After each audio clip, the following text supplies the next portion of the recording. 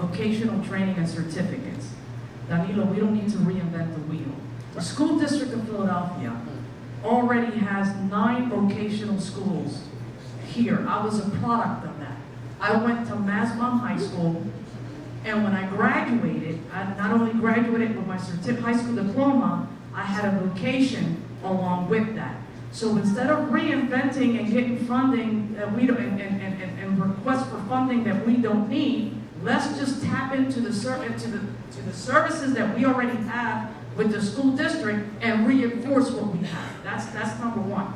Okay. Now, in terms of job creation, Philadelphia has lost 250,000 jobs in more than a decade.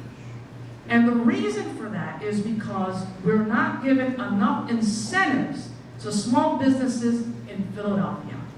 I'm going to be introducing 3 things, okay? Number 1, job creation tax.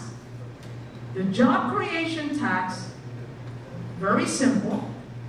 You give a $5,000 incentive to a small business, but the requirement is that small business has to or is required to employ 25 people within that 1 year, or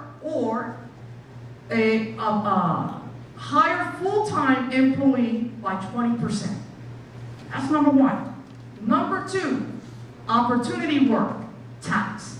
The opportunity work tax employment really basically says you're going to get a 40% tax incentive if you're able to hire a person within that first year, okay, and spend at least $6,900 within that first year for that person that you're hiring. We already have the welfare to work program. Let's increase incentives for that for small businesses, because they're already getting a $10,000 incentive if they hire someone that is on welfare. So let's expand the funding for that and help them so that we can create jobs in our district. And we can. If we put sensible, common sense solutions for small businesses and incentivize them, we will create jobs in this district.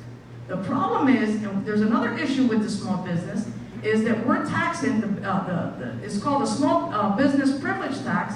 We're taxing the small businesses twice, on their gross and on the net. The city of Philadelphia is the only one that's doing that.